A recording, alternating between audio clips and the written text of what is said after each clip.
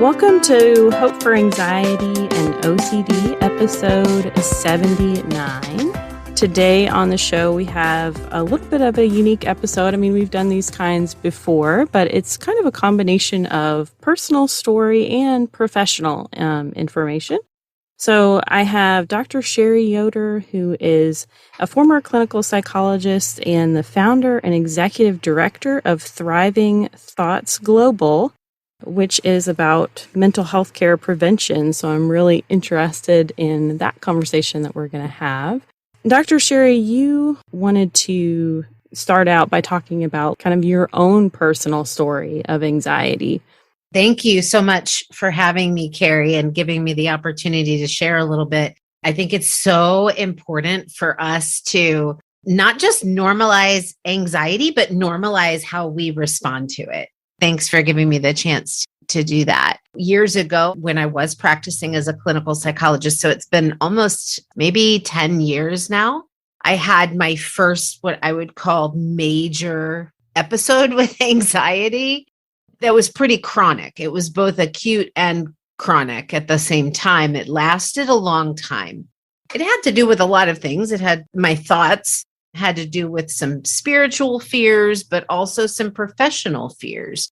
It was somewhat related to being an imposter and that sort of thing. But being found out, just irrational fear of being found out. What am I going to be found out about? I keep up with my CEs. I do the things. I do therapy. Like I'm good at what I do. I'm good at my business, all of that. But there were certainly irrational fears that started to develop. And so what happened during that time is it got so bad that the only time that I wasn't having a spiraling thoughts that would kind of physically take me out at the knees was when I was in therapy, when I was doing therapy with other people, because I was zoned in, I was focused on them. And it was like a freedom to a degree because I didn't have to be inside my head. I could be outside of my head. And so that was really the only relief that I got during that time. And I'd say that ran about 4 to 5 months.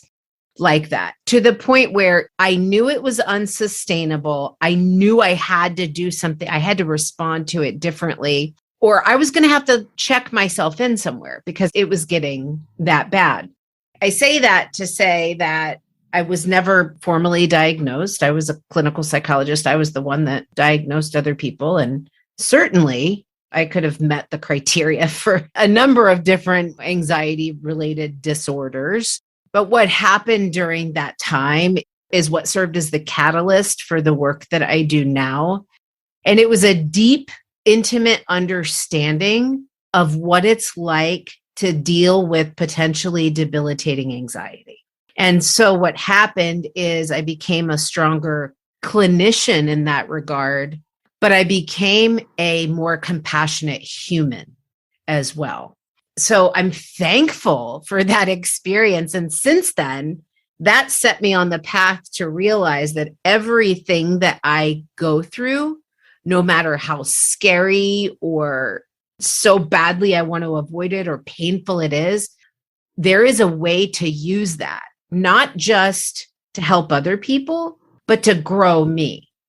That's good. I'm glad you brought up imposter syndrome because I think that's a thing that a lot of people who are in professional careers have.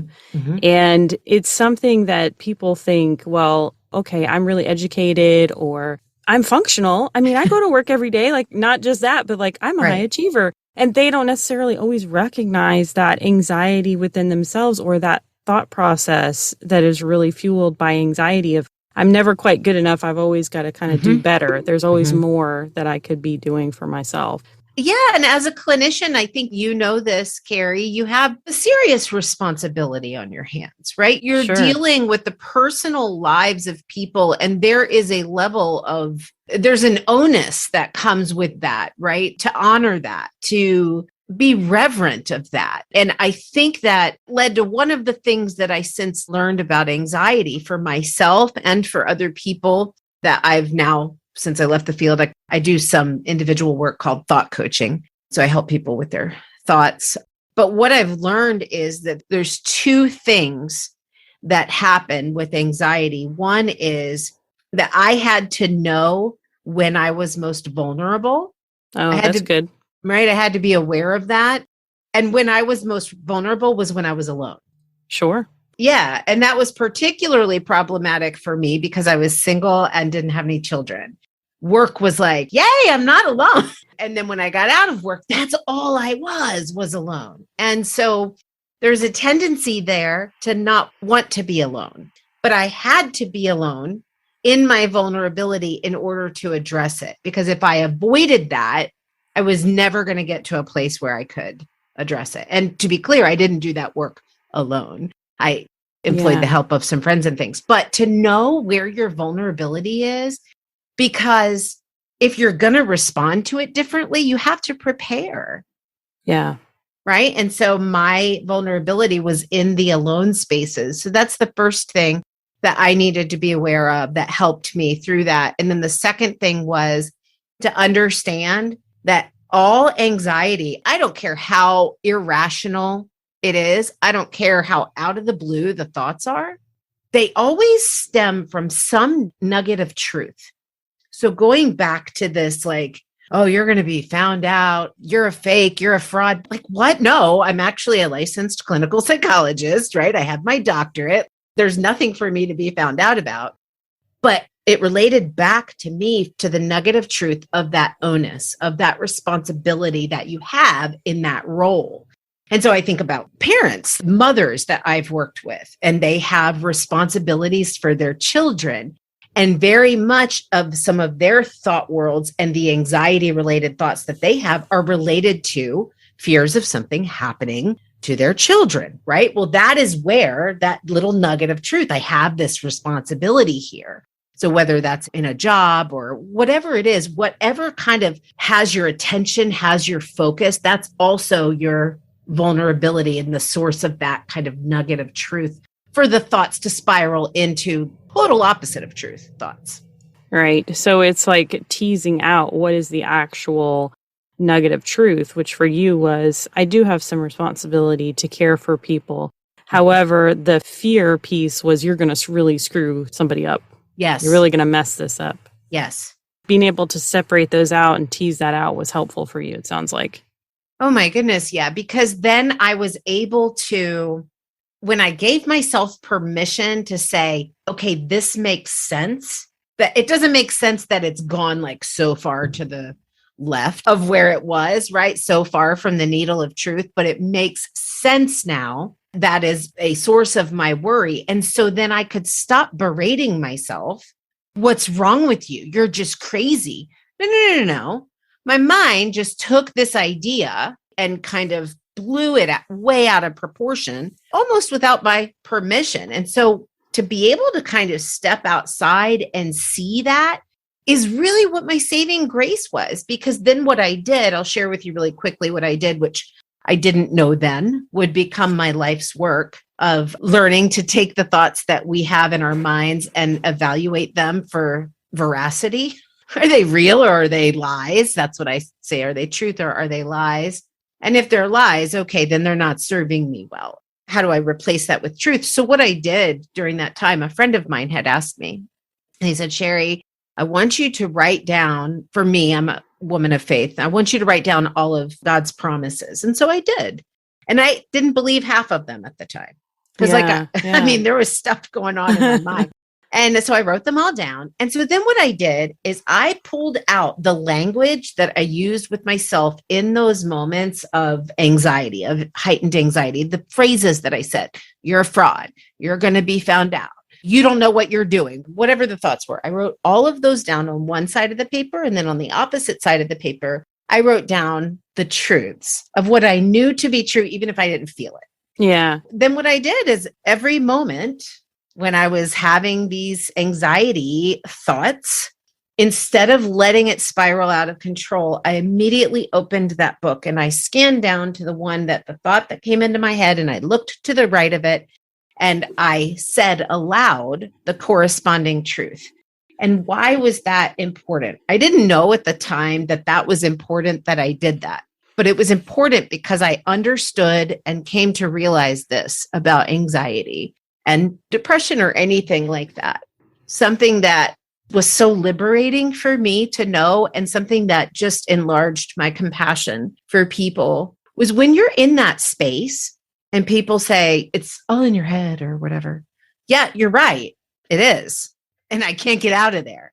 Yeah, I'm stuck. I'm trapped. Yeah. Right. And so what I learned was having a physical external reminder was what I needed. Because when I was in that space, I couldn't think of anything else. I needed something written down outside of my head that I could ground me to a degree, right? Because if left to my own thoughts, it was just going to spiral out of control. Having that external reminder was key to fighting that battle of anxiety.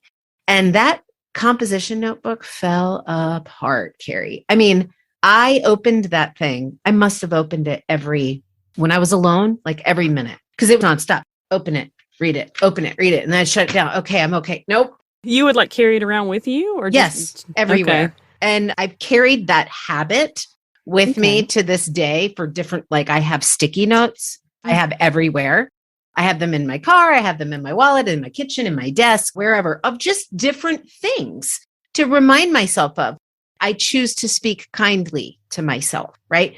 Different things to remind myself of. And I move them around because our brain habituates to the same thing in the same place. Anyway, besides that, it took work. And there were times when I thought, oh my gosh, this isn't working. It's not stopping. But I remained faithful to that work, to doing something different. And what I learned is, since then, this is 10 years ago, my penchant, my tendency towards anxiety, that hasn't gone away. Yeah. But what's changed has been my response to it. And I taught my brain a new habit. It's possible. It takes a heck of a lot of work and a lot of perseverance, but to me, it's so worth it. And now it's a lifelong practice that I know not to believe the first thought that comes into my mind, to evaluate it, and then decide what to do with it. So that's kind of led to my work now. That's great. We had another guest on that talked about having kind of like a 911 note on her phone. She's a health coach now, but she was trying to lose weight. And so she had various things on her 911 note that she would just pull up, and there were scripture verses and positive affirmations and so forth. And so every time she kind of wanted to slip back into old pattern, she got that out and went through it. And I think I appreciate what you're saying about it being work, because unfortunately, obviously, like we live in a society of instant gratification, and to really do something like essentially what you're talking about is thought replacement. It takes effort and it takes repetition. You know, anytime we're trying to learn something new, like our brain is literally creating new pathways. Yes. And that's not going to happen just overnight or, oh, well, I tried to do that like one or two times and I just wasn't feeling it. And I don't think it's going to work for me. That kind of lingo is like, I want people to hear, like, it is hard to work through your anxiety, but you can do it. You can work through some of these things and learn new behaviors and new patterns and new coping skills with life to have like a better outcome. Did you end up going to therapy for yourself? I'm just curious. I did not. Well, that depends on how you look at it. Informally, sure, because I have a lot of colleagues. Yeah. Right. So I did process this with a number of people. And I did not keep it to myself. I think that's the other thing that's so important is, and unfortunate in the realm of mental health, I get it. We have HIPAA laws, we have privacy, right? But I think an unfortunate side effect of that is the propagation that I'm not supposed to have these problems. We kind of hide it in these four walls behind closed doors. I can only talk about this with my therapist, or I'm not even going to go to therapy because if I go to therapy, then I admit there's something wrong with me. I think it's about shedding light on the normalization of our human emotional experiences and understanding that we all have them to varying degrees, to varying intensities, varying propensities, in varying seasons. I don't claim, Carrie, to be out of the anxiety woods, right? Like, I think that's the other kind of faulty belief is like, I'm over it. But that's the trick about anxiety and or depression is it comes back when you least expect it, but there are new ways that you can respond to it. And so for me, it's not believing that I'm never going to be impacted by it again. Instead, it's believing that I'm going to be able to not only just cope with it, but to use it to be stronger. I actually have this little sticky note here. I have to read it to you. It says, a bird sitting in a tree is never afraid of the branch breaking because his trust is not on the branch, but in his own wings. I can get up and fly if this branch starts to crack. It's okay. That's right. Yeah. That's right. How did you make this shift from, mental health treatment to getting involved in mental health prevention and starting a nonprofit? A very, very intense story short, which I think was birthed in this season of anxiety that I just described to you. But I started having trouble sleeping at night, quite literally. And I thought, man, I think that people need to know that if they're having these feelings, there's nothing wrong with them. Because I think that's the other thing that gives the feeling more power than it should have, is that I'm not supposed to feel this way. Right. And so I said, how can I take this message to people that aren't going to go see a shrink? Because listen, in my line of work, I can tell you how many times I heard people literally say, you don't go to see a shrink unless you want to be crazier. Right. That's what you do. I used to have people walking into my office like this, like hiding their face because they were ashamed of it. And so I thought, how can I start a conversation about these common human experiences and emotional experiences and thought experiences that we have to bring a new sense of enlightenment of helping people understand that they have this mental and emotional health to take care of and how they can do that. And so I stopped taking insurance. I said, I'm going to stop diagnosing. I'm going to stop treating, and I'm going to start educating people. So I just started speaking for free. Then I kind of made my way through some organizational consulting stuff because those are curated captive audiences to a degree, and speaking at various civic organizations, networking groups, that kind of thing. And then I did that for about 4 years and then realized mid-pandemic, first year of the pandemic in 2020, how do I make this movement something bigger than me? And how do I make it reach further than what I alone can do? And so then the idea was start a nonprofit. I started the nonprofit Thriving Thoughts Global. And the whole idea is to educate people through conversation and principle and thought strategies and things like that, but to educate women in particular, because I believe they're the ones who are the influencers that talk to their families, talk to their best friends, talk to their kids, right? So if we can teach women how to do this, then they're the ones that are going to have that ripple effect. How to understand and not be so blown away by the thoughts and feelings that we have, but to use them to their benefit, to use them to their advantage. And so that's what we're doing there. And we're doing that through several different means. We're creating webinars that we're offering monthly. We're creating a new podcast that has like 10 to 15 minute stories of women who have gone through maybe a challenging experience and how they used one of our, what we call Thriving Thoughts pillars, to learn how to grow through that, to learn to respond differently through that, so that it strengthened them mentally and emotionally and relationally as well. And then starting conversations about just some of the things that in our Western culture, I think, are foundational influences in depression and anxiety that started at a very, very young age that have to do with comparison and measuring up and that sort of stuff. So just offering an alternative conversation about mental health and teaching people that there's a way to protect their mental health, to build it, and to prevent things like deep experiences of anxiety and depression. I think that's what you're talking about is interesting. This concept that everyone has at some point or another, like some type of mental health struggle. And really, if you walk into a counselor's office, they could slap any kind of diagnosis on you because I mean, if you just read the DSM, you're like, oh, I've had that symptom, and you're reading some Yep. other symptom. I mean, don't ever read it because next thing you know, you're going to be like, well, I have this. And it's like, don't go to WebMD, like if you have the Exactly. headache. Yes, that's interesting. And I think you are right that, I mean, I'm definitely a big proponent of therapy, and I've had a lot of therapy myself that's been super helpful. But I do also recognize there are some people that they're just not going to do it. They're never going to do that kind of work. And maybe they can be reached a different way. So a lot of education. And what is your podcast going to be called? It's called the Fortified Woman Podcast. It's helping people to understand that it's possible to look at situations differently. And when you change the way you look at them through your thoughts, your outcome is different. Am I the woman who always expects the worst of a situation? Because if that's the case, I'm probably going to experience that.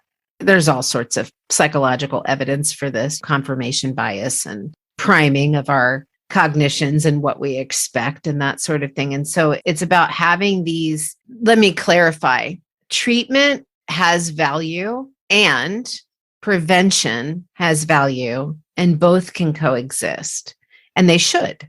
Right now, unfortunately, the predominant narrative around mental health, like if you look at, May is Mental Health Awareness Month, right? It's really not Mental Health Awareness Month, at least in the way people talk about it. It's really Mental Illness Awareness Month. Let's talk about those people who have those challenges. No. We are all those people. We all have these opportunities to go down a crisis hole. And so let's start having those conversations. Let's talk about not how to cope with life, but how to grow through life. And it really is an idea of thriving over surviving. I mean, at some point or another, we're all going to hit a difficult challenge in life. And you don't necessarily know what that's going to be or when that's going to happen. I think like what you're saying is you can allow those things to crush and break you, or you can say, okay, how can I work through this and become stronger and become better as a result of that? Do you feel like your faith has really impacted you in regards to that? Just, I don't know, thinking about things in the Bible related to perseverance and going through trials. And did you really look at that stuff when you were going through the heavy anxiety? I think for me, it was more about God's design for us. There's all these promises in the Bible, like you're promised peace, you're promised an abundant life. And if we're promised that, then what are we missing out on if we're not experiencing that? And a lot of it really boils down to the way we think. I mean, scripture has a lot of examples with think this, not that, right? Think about things above versus things below. And when you do that, you can kind of extrapolate and say, oh, this thing below has a purpose, right? It can have an eternal purpose or a relational purpose, a discipleship purpose, anything. So yes, my personal journey has been deeply informed by that, but also deeply informed by my clinical training and expertise and experiences with people that have been so formative that have just allowed me to catch a glimpse of the truth is that we were made in God's image, every person. And if we're made in God's image, when we have these feelings, there's nothing wrong with us. If you look at the life of Jesus, Jesus had all of these feelings. Well, with one exception, and that's anxiety. That's probably a different spiritual conversation. But there are things we can do. Take every thought captive, right? Evaluate every thought. Is it true? Is it a lie? What am I believing right now? What rabbit hole am I going down right now? And is there another trail for me to follow? So yeah, my faith has definitely informed my personal growth, but also my professional growth and help giving me insight into what people are facing up here, what women in particular are dealing with in their thought world. It's been a very deeply humbling and gratifying experience. And I would say that for the Thriving Thoughts Global movement, it's certainly faith informed because I'm the founder of it, but it's not faith based. Sure. Our desire is to propagate hope with regard to the way that you are naturally designed to be able to take thoughts captive without necessarily speaking Jesus over you. Okay. If you could go back in time, what would you tell your younger self who was dealing with anxiety? This is probably not the most popular answer, but I really wouldn't tell her anything. I would say, keep doing what you're doing. You're discovering the right path for you. I would just be on the sidelines kind of cheering, like, good job, you've got this, right? Like, you can do this, you can figure this out.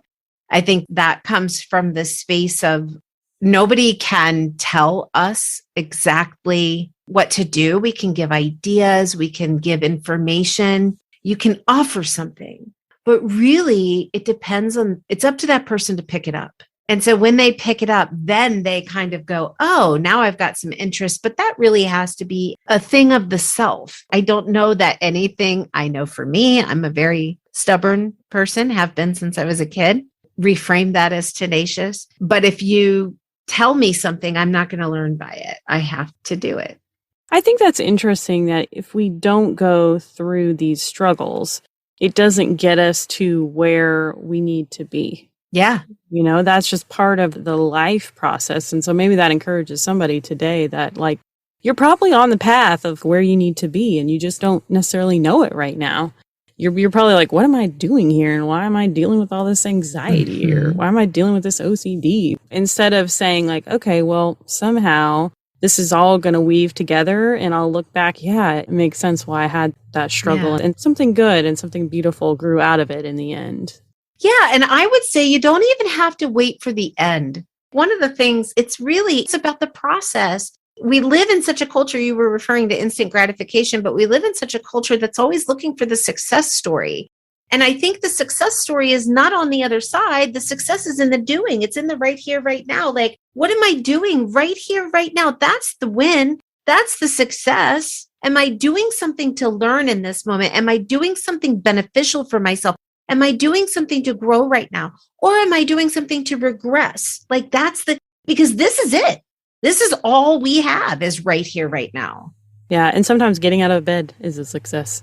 Yeah, absolutely. It's what am I doing? Right. And I will say this, that particularly in Western culture, we have this underlying belief that suffering is not supposed to exist. It's a very unhealthy belief for us to have. But it is a cultural narrative, right? I read once there was a woman from Georgia, an academic from Georgia. I can't think of her name at the moment. But she said, we have an epidemic of people who are unhappy about being unhappy. We're not supposed to be happy all the time. We can just start to talk about that, have that conversation, then we're not going to be so blown away when we're unhappy. Thank you for sharing your personal story and as well as your insights. We'll put the link to your nonprofit in the show notes. Thank you so much. It was a good conversation today. Thanks, Carrie. I think there were several great takeaways that came out of this show with Dr. Sherri. So I hope that you picked up a nugget that will help you kind of on your journey of progress. If you haven't checked out our website yet, we have a website, hopeforanxietyandocd.com, that I just want to encourage you to look at. We're trying to do some updates to that and make it more searchable so more people will be able to find out about our show. On the front page, you can sign up for our email newsletter and get a free audio file of color breathing, which is something that I've used with clients and they've really enjoyed it. It kind of can help you relax and calm down when you're utilizing something like deep breathing. Sometimes it helps to have a mental focus. So this gives you that mental focus that's positive. Thank you so much for listening. Hope for Anxiety and OCD is a production of By the Well Counseling. Our show is hosted by me, Carrie Bach, licensed professional counselor in Tennessee. Opinions given by our guests are their own and do not necessarily reflect the views of myself or By the Well Counseling. Our original music is by Brandon Mangroom. Until next time, may you be comforted by God's great love for you.